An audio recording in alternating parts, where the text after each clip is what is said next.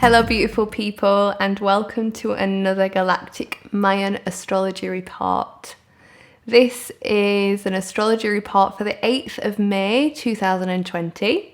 The world is still in lockdown, but it's starting to ease. We're starting to come back to life, and it feels really beautiful to be going through this incredible rebirth, but also this massive death.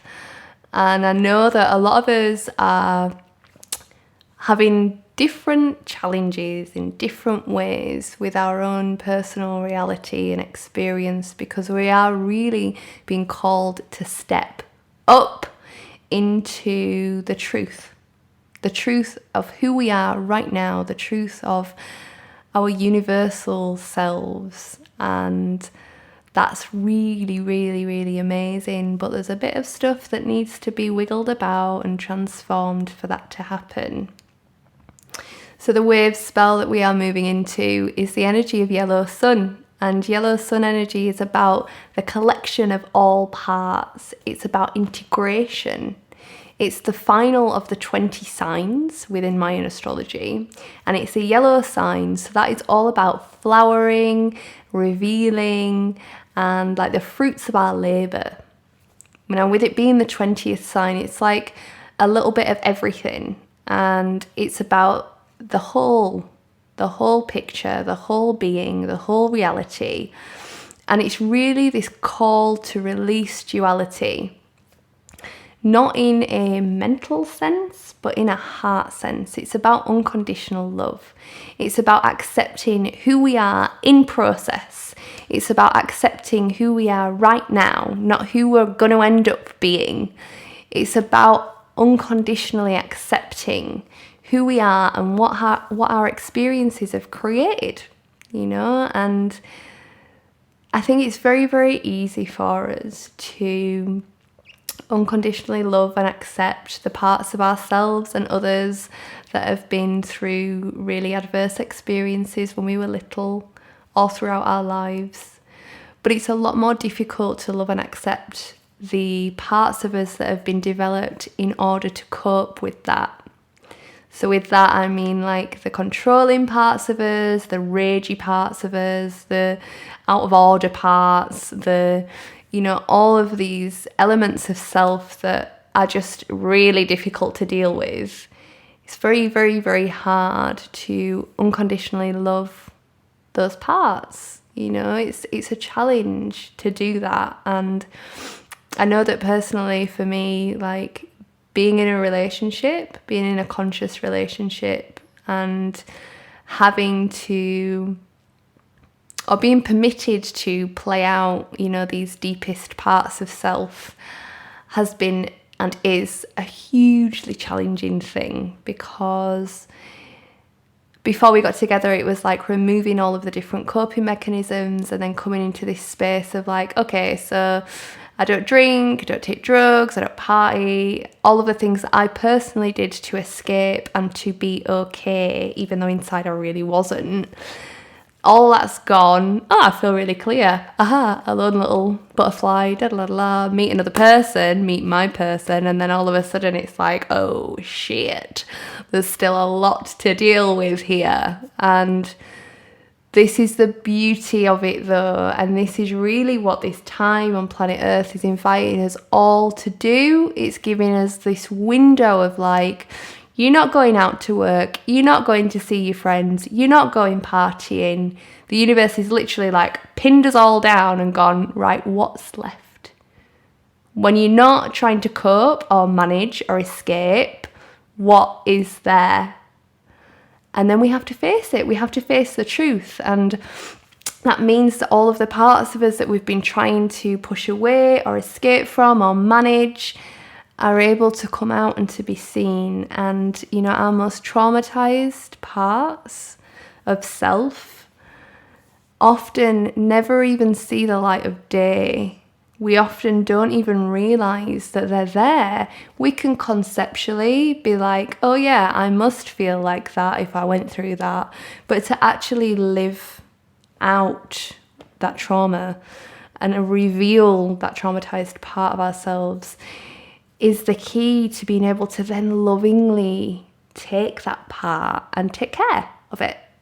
And the same for others as well, you know, the people that we love that are around us, you know, when we hit rock bottom or when they hit rock bottom and they reveal the most ugliest parts and we reveal the most ugliest parts of ourselves, it's so easy to be like, no, thank you. That's not acceptable. I'm not standing for that. And the same with ourselves. Oh my God, I'm a horrendous person. What the hell has happened to me? I don't deserve to be loved. Blah, blah, blah, blah, blah. If we can hold a loving space and anchor in that compassion, that's like, whoa, you've been through some serious shit and it's caused a lot of damage, but I understand why. Your behaviour is trying to protect you from experiencing that pain again, and I still love you. To ourselves, to the other. And that's really what the medicine of Yellow Sun is about. It's about, like, no matter how ugly, dark, shadowy, evil, all that shit, it's still part of the whole. It's still, you know, we're in this dualistic reality, and it is an element of the dualistic reality. It's an element of the human being experience and the human being journey. And whilst we're shaming and rejecting, there is no space for integration.